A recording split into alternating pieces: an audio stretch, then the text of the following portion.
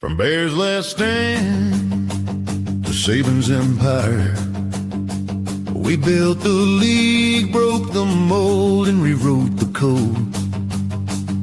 Crimson Tide, unstoppable, undeniable, untouchable.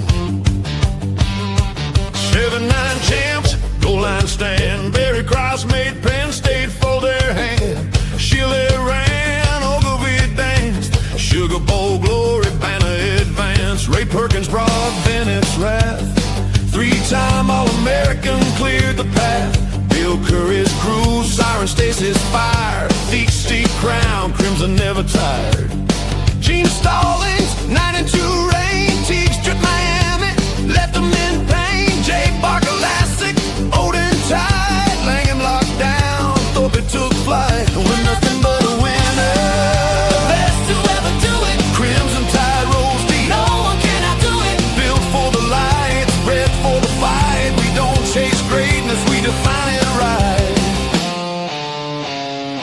Saban touchdown, turn fire to flame. 6 rings later, they chant his name. And Graham ran wild, first Heisman won. 2009, Texas came undone.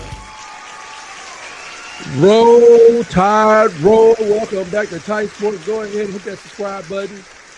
You might as well hit the like button too. I think you're going to love this one. I want to get into, I guess we could say we gathered here today to eulogize one of the most goofiest offensive coordinators in the history of college football, because he is goofy and his name is Gus. Anyway, turn the volume up, man, because the mad scientist has officially left the laboratory, and let's just say it. The beaker didn't just break, it exploded. We're talking about Gus Malzahn, folks. His sudden retirement, I hope he's doing well, but I'm just going to say this, assuming that this man is not ill, this is weird. Was it a retirement or was he retired? This isn't just a coach walking out with his, bag of golf clubs, walking out, a la Hugh Freeze. He keep his sticks. You know what I'm saying? This is a story about a failed rescue mission, a mountain of debt and a visor that couldn't cover up the fact that the innovation, it ran dry years ago.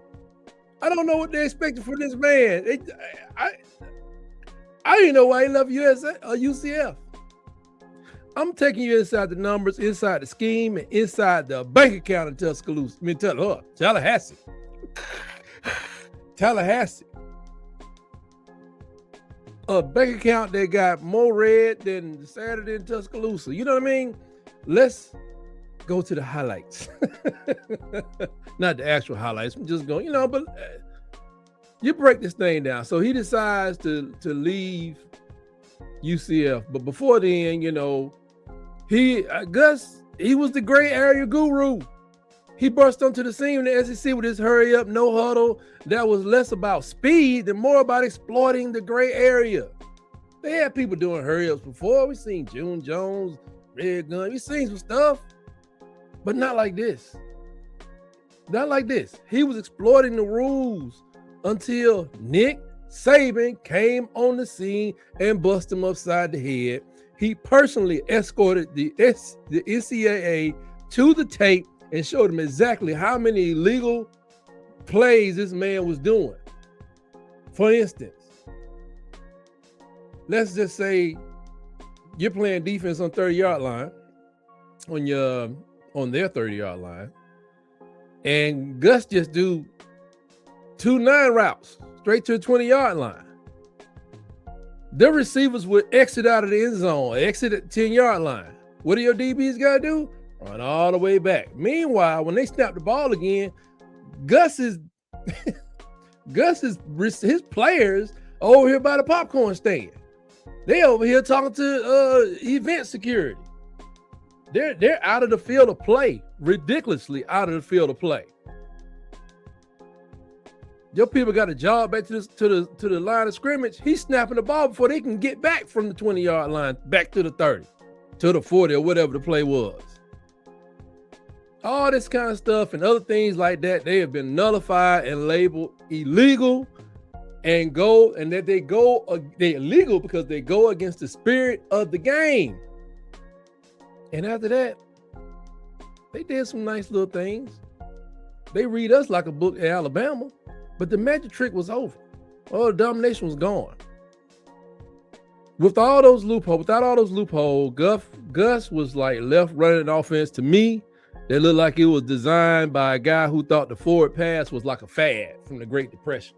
It was internally to his own team, it was defensively disrespectful. A scheme that just tried to substitute pace for actual talent, which, G5 level, that makes sense. But it got exposed the moment the refs were forced to do their jobs. And especially after the GOAT had left the building at Auburn University. That's right. I said it, doggone it. I said it. Give it up, Cam Newton. The GOAT. That's right. He's the GOAT because he did the impossible and improbable. And let's be realer than a 4th and 1 in the Iron Bowl. Gus' entire legacy is built on the back of a 6'5" superhuman. Without the GOAT of college football, Cam Newton, doing all the amazing things, Gus was just another coach in a sweater vest, wondering why the go fast button wasn't working. It's like it go fast. Make it go fast. So he moved on from there.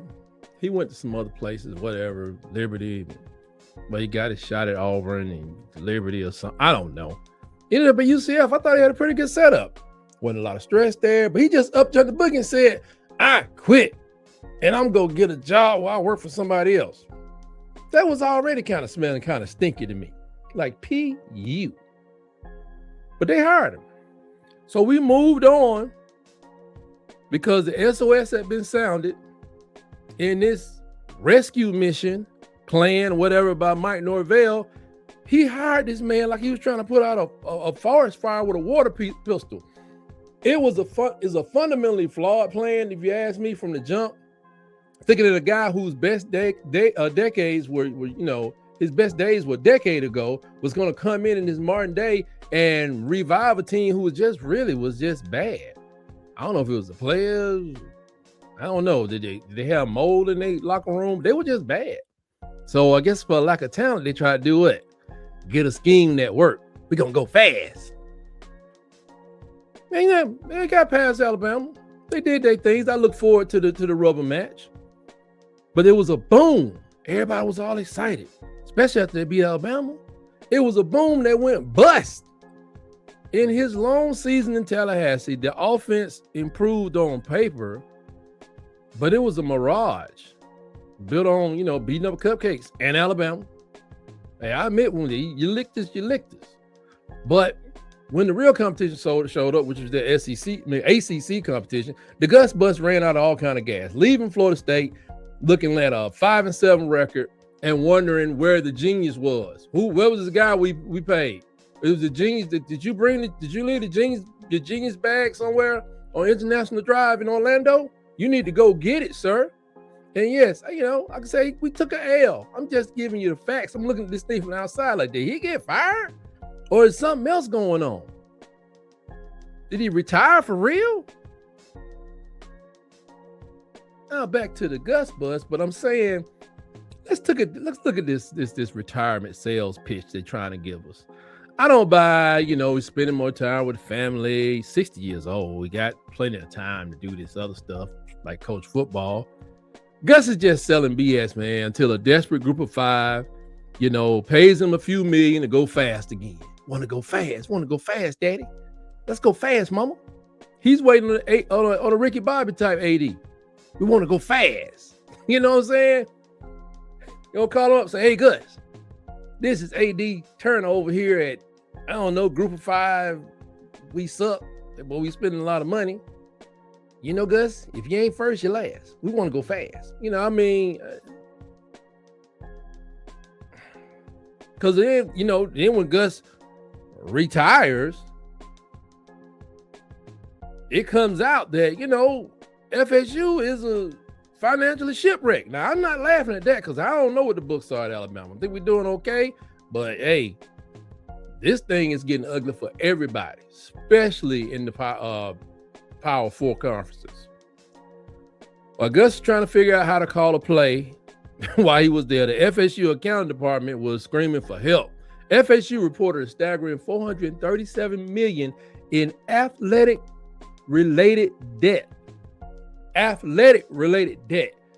This is a school of 46,000 people. I'm gonna guess they don't have more than 1,000 athletes. Everything from esports, golf, 1,000. Okay, I just said 1,000. Listen to this. It's been reported that the Department of Athletics accounts for 71% of FSU's debt. So 1,000 people are accumulating that kind of debt. It is not what you think. It's not just NIL, because they still probably ain't paying the doggone people on the golfers ain't getting paid that much if they're getting paid anything. Girls or boys, baseball or softball. 437 million is a lot. They're saying that they had just an increase of 200 million in one doggone year. I can't even say it's mismanagement because it's happening to other schools. I come across a list that's happened to a lot of people. But 71% of your entire school's debt, I probably would try to fire somebody just so I can find somebody who can actually count. Now, you aren't just a football program when you're doing that. This is a financial anchor that's dragging their whole school down. They spent money that they don't have on stadium renovations and legal fees, while the product on the field is look like a clearance sale clearance sale. It's like a clearance bin. Like, let me get a couple of them wins. Y'all got some wins in there? Oh, here go a win. Oh, who is this? Is this UTEP? No quality wins coming for all that money. 5 and 7. Remember the year before that, there was 3 and something. It was worse before Gus. So Gus was scheduled to make $2 million in 2026, and a department where every dollar is being pinched to pay off revenue bonds. That's another conversation. Go to another page for that if you don't know what a revenue bond is. But that $2 million was a luxury. They couldn't justify that, man. I do not think this is a retirement, personally. I think this man was retired.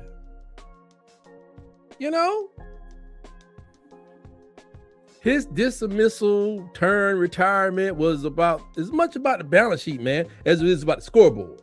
They had to cut the cord before the repo man showed up for the goalpost. This just tops it off. Who did they go get to replace him? Did they go get Kelly from Northwestern? Did they go get some big hotshot name? I don't know the guy. I ain't even gonna look him up. They promoted Tim Harris Jr., who was the former wide receiver coach to OC. And I ain't gotta look at it. I bet you ain't about to make $1 million, let alone 2. So what's left for Mike Norvell? Mike Norvell is taking back the play calling duties. Man, so Tim ain't gonna be calling the plays? Oh, it's Norvell wondering, it's on me, because this is your last year. This is your last year. This man don't crack 500 again, you know he's gone. And he probably got to win 9 games, to be honest, because this is a historic program that this should look like this. I'm just saying from the outside. But, I always got one eye on FSU, so they should be in the SEC. I just got my eye on it. So this man taking over play call is like a man grabbing the wheel from the driver after the car is already driven off the cliff. So unless he can put wings on this thing, this Seminole bus, you're gonna have some problems. He's betting his entire career. He bet his entire career that Gus could fix this offense and make it work. And the budget is just deeper in the hole than a goal line stands. It is a problem. So now Gus leaves behind a trail of what ifs and a pile of garnet and gold debt that he tried to outrun, he tried to use it to outrun destiny. But in the end, the debt caught up with everybody. The scheme got stale, and the mad scientist was finally told, get out. Just get out. I mean, just get out. I do not think, I wonder is Gus sitting at home now like, I could have let somebody call plays at UCF and took it easy down here at Disney. I wonder. Now, everything I'm saying is total bunk. But in 2027, early 2027, the spring, he's announced as the coach of some group of 5, and he's making the same 2.5, maybe even $4 million. Don't be shocked. It's a lot of money out there for these coaches. Some people just want to go fast. So, Gus, enjoy the retirement while it lasts. You ran fast, you look witty on the sidelines, and you made us all check the rule book. Like, can you just have people running on the field before the band even blow the whistle? What the heck? You're gonna lie. Man, put four receivers coming in. He got 3 of them standing on the other side of it, behind the goalpost, getting some popcorn on their way back to the bench. You know, that little line, the 30-yard line, you're supposed to be inside, keep your team inside that. They ignored all that. And the referees didn't even know to watch. But the GOAT was watching. Oh, yeah.